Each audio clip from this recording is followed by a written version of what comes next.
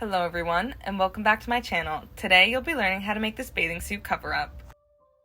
This is a fully adjustable pattern, meaning that I'll be providing you with size differences, alterations, and different hemming techniques to fit your own personal liking.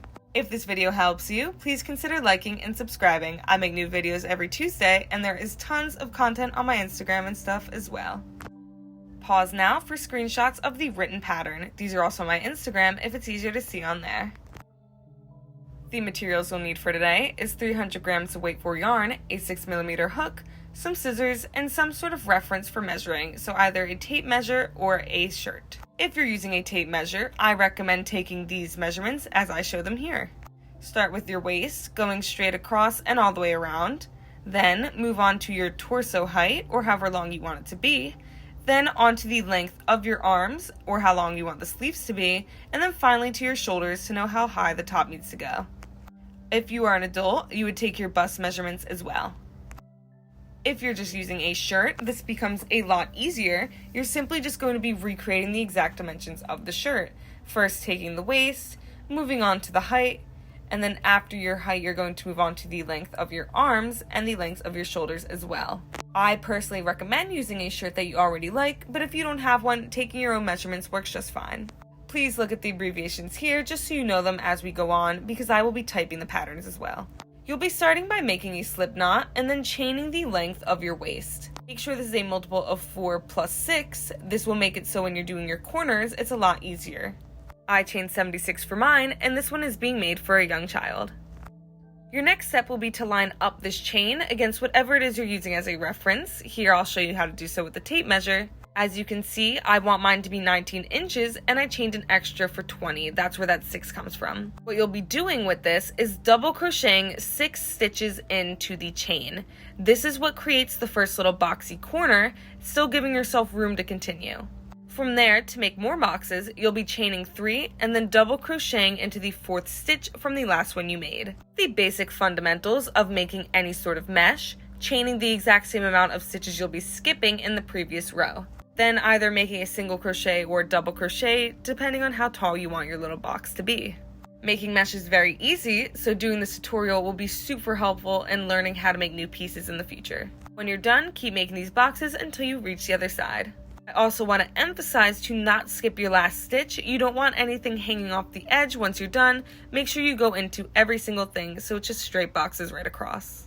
If it's hard for you or if you mess up at all, don't worry on the first row, focus more on making the boxes. Once you're done with the first row, I recommend lining this up again with your reference to make sure it is exactly the length that you want it to be. From this point, you won't really be able to go back at all, so measure now or forever hold your peace. Every time you start a new row, you're going to be chaining 5. This is what makes that little boxy corner. Basically, it's like 2 for your double crochet and then your 3 after that you'll be doing for the rest of your patterns. You'll turn your work when you're done and begin double crocheting into the last double crochet stitch in the previous row. They are very easy to see, they stick out very well, which makes it very easy to not skip them. And if you really are nervous, just make sure after you're done that those 2 lines go over top each other. You're basically just going to be continuing this until you reach the height of the shirt that you want. This can be either down to your hips, it can go down longer, it can go down to your knees depending on if you want a dress length, but this exact pattern is just going to be repeated until you reach the amount of rows that you desire. I will first show you though how to make the corner stitches since they are the only difference from the one that we just made. Since there's no double crochet to go into, count the very last chains here until there's 4 left. Once you're on that 4th stitch away from your hook, that's where you're going to go into. Basically just continuing the pattern that we've been doing the whole time. Once you're done with this row, you want to go back and make sure that you have the exact same amount of boxes in this one as you did in the first one. This will show you that you're doing everything right. If this is for someone with a small bust or a child like I'm making here, you're just going to continue to equally go up through that same amount. So 18 for me or whatever that is for you. For anyone else, I'm going to show you now how to adjust this part of the pattern. Basically what you're going to be doing is adding extra boxes on both sides so it stays even. You're going to start these extra boxes directly below where your armholes start, which is about where the bust would expand. It will be right there if you're using a shirt for reference. You're still going to be using the same exact technique that you were just doing. The only difference is following the pattern that I have on screen. Basically, instead of doing a chain 5, you'll chain 4 plus 8 and make boxes that way. From here, you just continue until your desired height. Once you've reached said height, you're going to want to start making your hem. If you don't like the off-the-shoulder hem that I will show you in this video, I recommend checking out this clip from my 5 crochet hacks video where I show you how to make a front post, back post double crochet. This is another really cute hem that can be applied to almost any sweater, and it'll give you more of that ribbed look as opposed to this open shoulder look that I'm doing here. The gist of it would be to just go along the entire top row, alternating between 2 front posts and 2 back post double crochets. If you want to do decreases as well, and if you know how, I recommend adding those too. You can also do this front post, back post for the arm hems for when we get to that point. Just keep it in mind if you're looking for something different. If you're going to be using the hem that I have here in the video, please follow these steps that I have written now. You're going to be doing your normal chain 5 and then making 6 boxes the way you've been doing it this whole time. After that, you're just going to chain 1 and then place a half double crochet into the next slot where you would be placing a normal double crochet. This is going to create a bit of a slant, so it almost will go down slightly to make more of a neck-like shape as opposed to just being straight across. We do this half double crochet not just in this stitch, but then in every stitch following, including these tiny little chain stitches, not just the double crochet ones. There will be no chain stitches in between them either, just simply half double crochet into each and every one of these stitches for the next 4 boxes. Once you're done with those 4 boxes, you will chain 1 and then begin double crocheting and creating your boxes the way you normally were for the last 6 of them. This will kind of swoop upwards to finish off that little neckline. And once you're done with that, you're going to chain 1 and cut your yarn, pulling the yarn all the way through after you cut it to create a knot. That completes the shirt panel part of this tutorial. You're going to want to repeat all those steps again so that way you can have a second panel. Once your second panel is completed, I recommend lining them up against one another to make sure that they match entirely both in height and width. From there, you'll be able to move on to the next part, which is designing your arms. Arms will follow the exact same principles as the way we made the body of the shirt. The way you'll be doing it is starting with a slip knot and then chaining from one length to the other depending on how long you want your sleeves to be. Again, make sure you do the multiple of 4 plus 6, that way you make sure you have that little corner box set up the way you did the first time. And of course, make sure you line it up as you're going so that way you know the length is exactly how you want it. I believe mine ended up being 16 across for this part, but again, you can change it however you want it to be. I know you saw it already, but I do just want to show you one more time. As you're making your little boxes, continue with the exact same pattern you did before. Your height this time is going to be determined by how well it fits around your arms. Make sure you flex and move around too to make sure it fits correctly. Once you get to that desired width, you're going to want to stitch up your sleeve. First step is to line everything up, matching corner to corner, and then chaining 1 before reinserting your hook into that stitch right before your chain. We are doing this instead of using a darning needle because it's going to be a lot stronger and less likely to fall apart. With the one side still on your hook, you now want to insert it into the very bottom corner of the other side of the arm.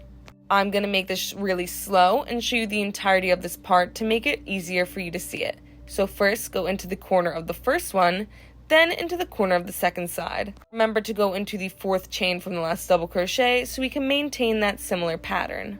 Very gently separate it and make sure you go into the exact one that you need, and at this point you should have 2 loops on your hook from both sides. You're then going to want to pull straight through, and this will bring you to where you're going to start your single crochets. Simply, you're going to be repeating this into every single chain, not just the double crochet ones here, and make a single crochet with both of them. Doing single crochets will hold very tightly and it will give you a nice seam that we're going to use later on in the video to line it up to the actual shirt as you continue. Just make sure you take your time here and do very, very precise stitching. At the end of the row, you're going to slip stitch it all together and then do a chain 2 to start where your hem is going to be. Again, if you're more interested in a different hem, I recommend going back to that front post, back post video to do that instead to get that rib look. However, if you like the one that I used originally on this sweater, continue with the pattern I have listed. Double crochet into each and every one of these stitches. You have to be very careful here because it's hard to distinguish them from one another. Good rule of thumb is if it feels like it's shrinking, you have too few, and if it feels a little roughly, you would have too many. At the end, you're going to chain 1 and cut your yarn, simply finishing it off and weaving in your ends at the end. Once this is the way you like it, make another sleeve the exact same way you made this one. Also, I recommend trying it on and moving around to make sure it fits the way you want it before continuing on with the rest of the video. I weave in my ends using the hook like so. People use a darning needle and proceed to do so if you like. I just prefer the hook. When you're done, all of your pieces will be done, and you can now start to stitch everything together.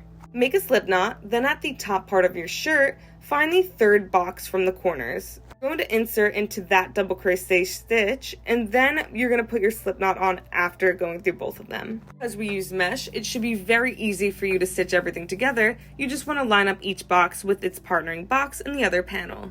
Simply, so long as you are going through your double crochet, then through 3 chains, then through your next double crochet, and making sure the boxes line up, you will have a perfectly even stitching pattern. I do just recommend being very careful as you go about this, making sure that you do only have 1 single crochet in each stitch. This will keep everything even as you continue moving through your project. At the end, don't cut your yarn, we're going to attach a sleeve this way. Find both of the seams that you made, the one you just did here, and the one you made on your arm sleeves a little bit before. You want to line them up with one another, so that way each box also lines up. The rule of thumb for the sleeves is to basically do the same amount of boxes on one panel as you do to the other. So for example, mine is 16 boxes, so I'll be doing 8 boxes on one panel, then 8 more on the other panel. These will all line up perfectly because it's mesh. Once you're done doing your first 8, or however many you did for your own sleeves, it should look like this with everything lined up perfectly. Flip it to the back, line everything up again, and continue your single crocheting around, just now into the back panel instead of the front one. And after your sleeve is done, you want to cut your yarn and restart a new piece here. That way you don't have to go through anything like slip stitching. It becomes a bit of a process. I recommend lining everything up from the bottom to the top to make sure you didn't accidentally double crochet anything extra where you shouldn't have. And once you get to the other side, create your new slip knot and go through this way. At this point, you should be a pro at this pattern. Simply insert your hook through both panels, then put your slip knot through it and pull through. You're going to want to turn your work around and then continue to single crochet all the way to the other side. Make sure that your very last stitch is in the very last corner. Do not skip out just because it's difficult to shove the hook through. Go through it perfectly, make your single crochet or your slip stitch, then chain 1 and pull all the way through. At this point, you're going to want to go and do this exact same thing to the other side, making sure everything is perfectly even. The final step is simply to weave in all of your ends. Do this however you like, cut anything, weave it in, use a darning needle, use a hook, and in the end, you will have this beautiful bathing suit cover up. If you learned something from this video, please consider to leave a like and subscribe for new videos. And please check out my Instagram and Depop where I post all the time with things you can buy or create. Thank you so much for watching, and I will see you all next week. Bye-bye!